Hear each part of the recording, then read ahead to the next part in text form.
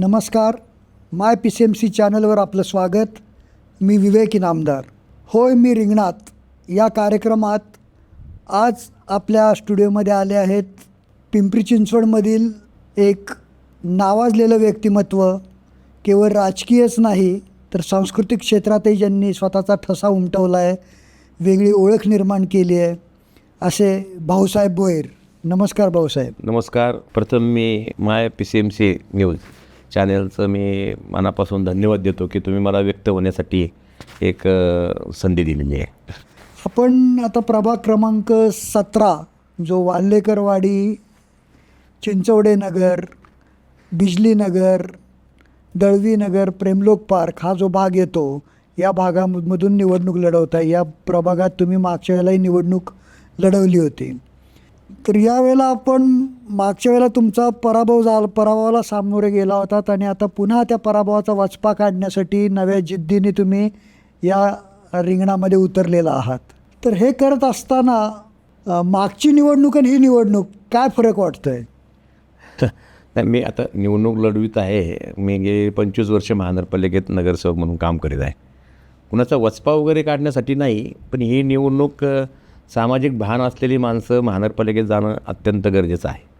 आणि या कालखंडामध्ये, या 9 वर्षाच्या कालखंडामध्ये माझा पराभव जर झाला तर मला अजितदादांनी कॉपमध्ये म्हणजे मी काय घरी बसलो नाही, मी महानगरपालिकेत होतो. परंतु एक बरं झालं की तुलना होते आणि ते लोकांच्या समोर खरं स्वरूप येतं. म्हणजे अचानक लॉटरीचा लाभ मिळाल्यानंतर डोकी कशी जागेवर राहत नाही हे लोकांनी ते पाहिलं, अनुभवलं. आणि माझा तो नेहमी, मी ज्यावेळेस घरी असतो ना त्यावेळेस लोक अनुभव घेतात माझा. त्यामुळं ही निवडणूक आणि 2017ची निवडणूक ही वेगळ्या प्रकारची होती. लक्ष्मणभाऊ जगताप हे दिवंगत आमचे मित्र, ते आमदार म्हणून ते भारतीय जनता पक्षात गेले होते 2014ला. अख्खे राष्ट्रवादीचे नगरसेवक घेऊन ते भारतीय जनता पक्षात गेले. सत्ता राज्यात देशात त्यांची होती. आणि स्वतः लक्ष्मण भाऊंना कारण सर्व राष्ट्रवादीच तिकडे गेले होते. मी 12 नगरसेवक घेऊन राष्ट्रवादीत आलो. उलटं झालं.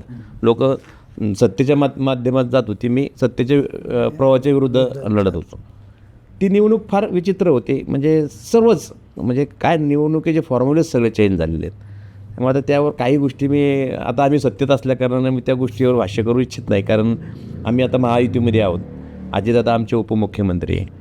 पण 2017पासून तर आत्ता कालखंडामध्ये लोकांच्या एक लक्षात आलेलं आहे की महानगरपालिकेवर कुणाचाच कसल्याही प्रकारचा अंकुश राहिलेला नाही. आणि अजितदादा होते त्यावेळीची परिस्थिती आणि आताची परिस्थिती फार भयावह आहे. आपण साक्षीदार जाणता प्रचंड भ्रष्टाचाराचा उन्माद वाढलेला आहे. आणि हे कर्जबाजारी महानगरपालिका पहिल्यांदा आयुष्यात झालेली आहे. त्यामुळं ती निवडणूक आणि ह्या निवडणुकीमध्ये खूप फरक आहे.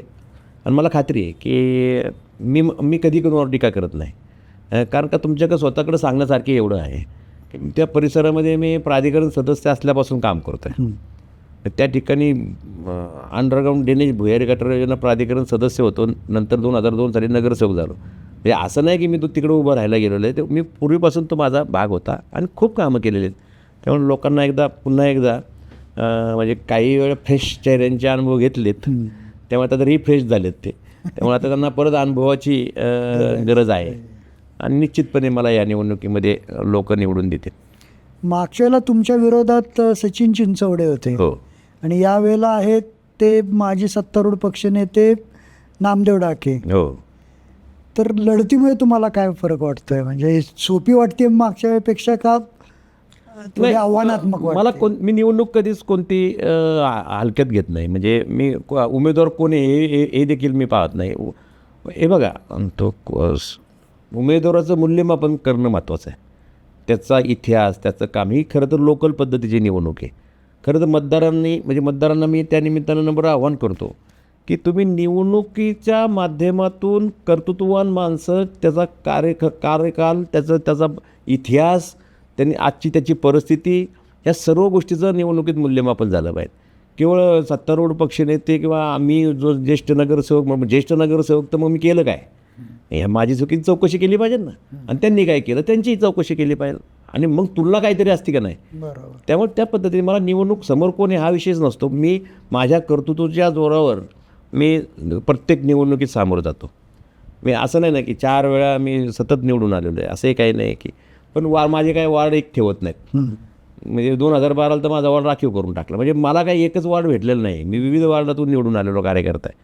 त्यामुळे मला सगळीकडे त्या परिसरामध्ये काम केलेलं आहे. आता तुलना झालेली आहे मागचे 9 वर्ष आणि माझे मागचे 20 वर्ष, ह्याचं मूल्यमापन जनता करते. उत्स्फूर्तपणे पाठिंबा आहे.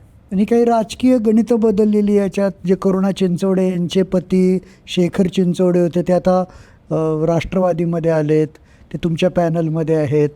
आशा सूर्यवंशी भाजपमध्ये जाऊन त्या भाजपच्या उमेदवार झाल्या. ते बदललेल्या समीकरणांचा काही वॉर्डात फरक पडेल? नाही, बदललेल्या समीकरणाचा निश्चितपणे फरक पडतो ना. का त्याचं कारण का की आमचं तो 17 नंबर प्रभाग असायला सलग नाही आहे, बेट आहेत. जसं अंदमान निकोबार टाईप अशी दीव दमन ते त्या टाईप बेट आहे बाबा. प्रेमलोक पार्क सलग भाग सलग नाही. त्यामुळं प्रत्येक कप्प्यामध्ये नगरसेवक असणं अत्यंत आवश्यक आहे. ते डोकं लावून, मी मागच्या वेळेस डोकं नव्हतं लावलं, हृदय लावलं होतं. आता यावेळेस डोकं लावलेलं आहे मी. त्यामुळं मी म्हणजे चिंचवडे नगर आणि शिवनगरी हा जो पट्टा आहे तो जवळजवळ 22,000 पर्यंत आहे. वालेकरवाडी 17,000 आहे, आमचा 13-14,000 आहे. म्हणजे आमचा मतदार जरा थोडा म्हणजे वेगळ्या पद्धतीचा आहे, कारण का तो स्थलांतरित नाही. कारण का 60-70 वर्ष तिथं राहिलेले आहेत. त्यामुळे त्या लोकांना भाऊसाहेब भुईर म्हणजे मी लहानपणापासून, कारण का मी सुद्धा गावातून तिकडे राहायला आलेलो आहे. त्यामुळं तिथं आमचं गाव आम्ही नवीन तयार केलं त्या ठिकाणी. त्यामुळं तिथं मला काहीच म्हणजे ते माझं होम हे म्हणजे मी लहानपणापासून इयत्ता पहिलीपासून मी तिथं राहत असल्या कारणानं.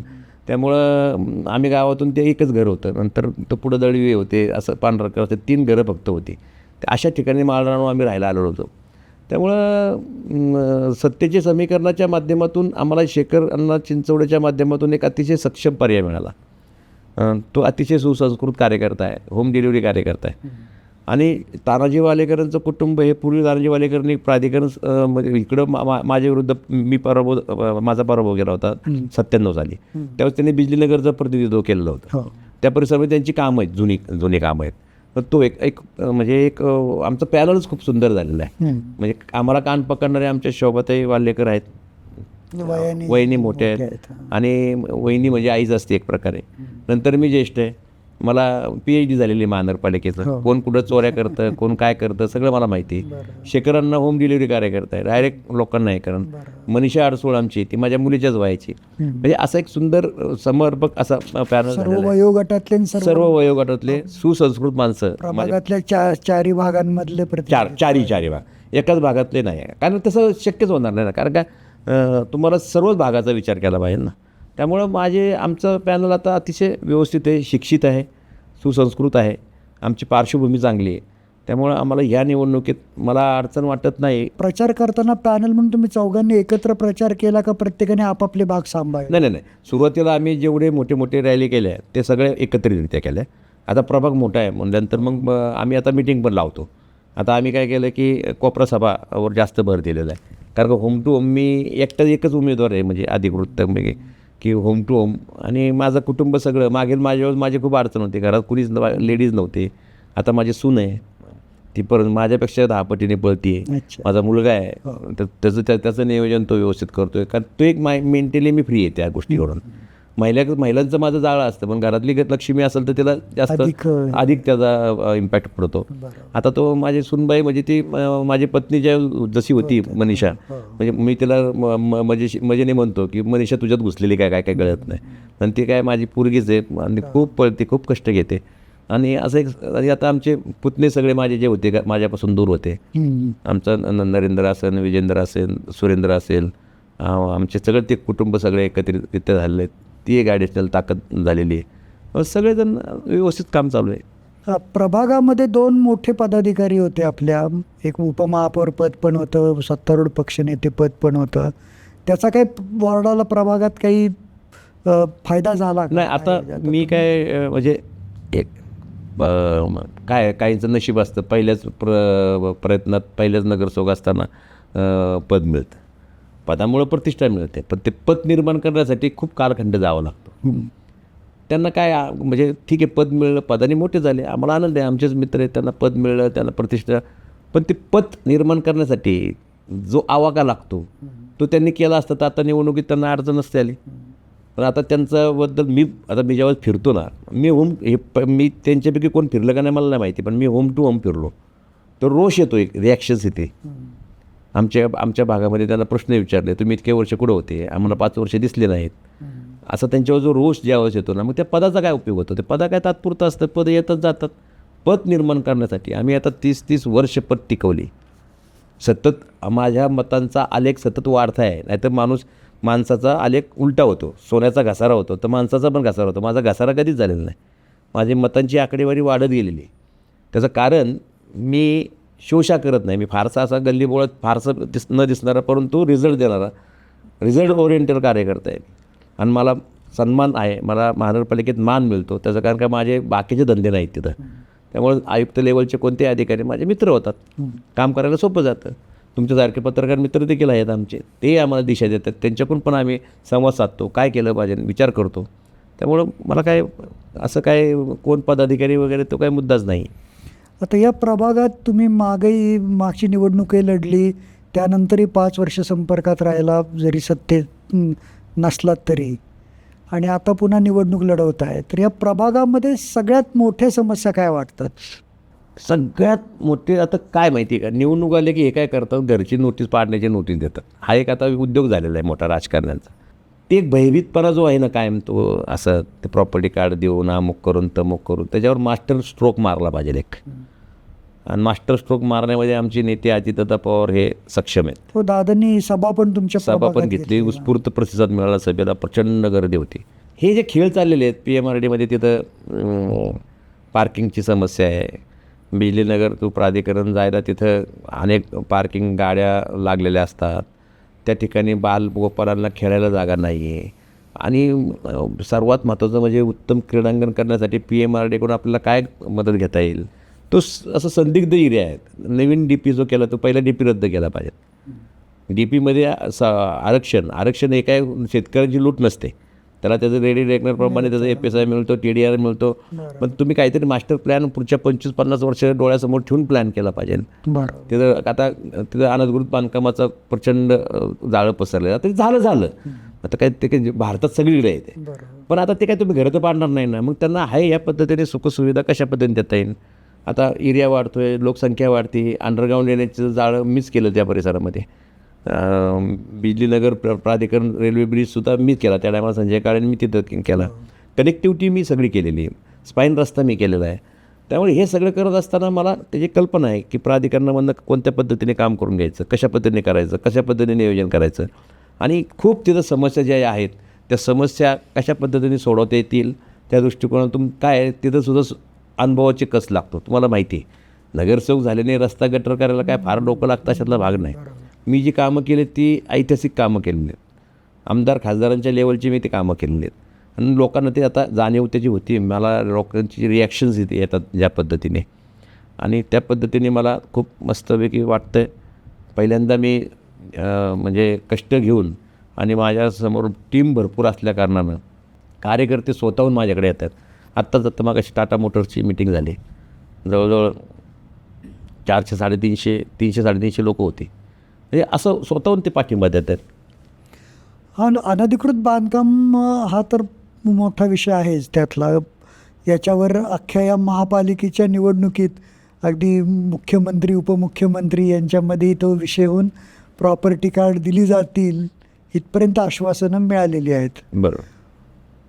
आपण या प्रभागाचं प्रतिनिधित्व करताना आता तुमचं पुढील 5 वर्षासाठीचं प्रभागासाठीचं विजन काय? हां, मी तेच सांगितलं ना आता मला की म्हणजे म्हणण्याचा उद्देश काय की विजन म्हणजे मला एक तर सर्वात महत्त्वाचं म्हणजे हे जे पुढं जाऊन लोकसंख्या परत वाढते. आता खूप मोठ्या मोठ्या स्कीम येतात तिथं. पाणी त्या गिरिराज परिसरामध्ये, चिंचवडेनगरमध्ये दिवसाआड पाणी जरी आलं तरी ते मुबलक यावं.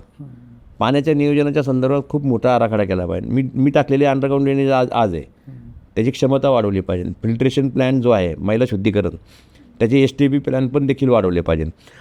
नदीचं गटर होत चाललेलं आहे. नदीच्या संदर्भात पर्यावरणावर आता प्रदूषणाची उंची वाढत चाललेली आहे. ह्या गोष्टी कोणी लक्षच देत नाही. शिक्षणाचा एक दर्जेदार शिक्षण कसं पद्धतीने मिळता येईल. महिलांच्या आरोग्याची माझ्या घरात घटना घडलेली आहे. माझ्या पत्नीचं दुर्लक्षामुळं आज त्या संदर्भात कोणी चर्चा करत नाही आहे. आणि नदीचं गटर झालेलं आहे त्याला त्या संदर्भात करता येत नाही. पाणी अशुद्ध पाणी येतं म्हणून त्याच्यावर क्लोरीनचा मारा करतात. त्या क्लोरीनचा मारा केल्यानंतर कॅन्सर होण्याची शक्यता जास्त आहे. आता ते बंद योजना कधी चालू करणार आहे तुम्ही? हे सगळ्या मूलभूत समस्या ज्या आहेत ना, मी केवळ वार्डातच प्रभागातच नाही, मी शहर पातळीवर देखील माझं काम करण्याची पद्धत वेगळी आहे. त्या दृष्टिकोनातून मी माझा एक रोल मॉडेल माझा प्रभाग करेल मी. आता बऱ्यापैकी मुद्दे आपण बोललेलो आहोत. आता मुलाखतीच्या शेवटच्या टप्प्यात तुम्ही थेट मतदारांना काय संदेश द्याल? मी सर्वच मतदारांना मी नम्र आव्हान करतो. ही निवडणूक 5 वर्षासाठी असते. आम्ही बोलतो किंवा आम्ही व्यक्त होतो म्हणून पण मतदान करू नका. मतदान करताना तुम्ही अतिशय डोळसपणे डोळ्यात तेल घालून की पक्ष कोणता आहे, पक्षाचा नेता कोणता आहे, नेत्याच्या माध्यमातून झालेला पिंपरी चिंचवड शहरामध्ये काही विकासाचे पुरावे आहेत का, मग आला लोकप्रतिनिधी जो निवडणुकीला उभा आहे, त्याचं पॅनल उभं आहे, त्या कार्यकर्त्याची पार्श्वभूमी काय आहे, त्यांनी काहीतरी सिद्ध केलं आहे की नाही केलं आहे, त्यांनी काम केलं आहे की नाही केलं, तो सुसंस्कृत आहे की नाही आहे, तो शिक्षित आहे की नाही आहे, त्याचं बॅकग्राऊंड काय आहे आणि तो भ्रष्टाचाराच्या विरोधात बोलू शकतो का, त्याच्यात तेवढी क्षमता आहे का, आणि या सर्व गोष्टीचं तो अंकुश ठेवू शकतो का प्रशासनावर, या सर्व गोष्टीचं तुम्ही मूल्यमापन करा, डोळसपणे अभ्यास करा आणि मगच मतदान करा. आणि त्यामध्ये जर आम्ही ठरलो की आम्ही नाही आहे, त्या सर्व परीक्षेत आम्ही तुमच्या माध्यमातून पास, तरच आम्हाला मतदान करा, अशाच प्रकारच्या आपल्याला भावना व्यक्त करतो. तर हे होते भाऊसाहेब भोईर. निवडणुकीच्या धामधुमीत त्यांनी या ठिकाणी येऊन आपल्याशी संवाद साधला. त्याबद्दल मी आमच्या चॅनलच्या वतीनं आणि प्रेक्षकांच्या वतीने त्यांना धन्यवाद देतो. आपणास देखील माझ्या प्रभाग क्रमांक 17च्या सर्व नागरिक, मतदार नागरिक असेल, नागरिकाच्या वतीनं तुम्ही MyPCMC या न्यूजनं आम्हाला व्यक्त होण्यासाठी, माझ्या प्रभागाबद्दल बोलण्याची संधी दिली, त्याबद्दल मी सर्व नागरिकांच्या वतीने आपले मनापासून आभार मानतो. धन्यवाद. धन्यवाद.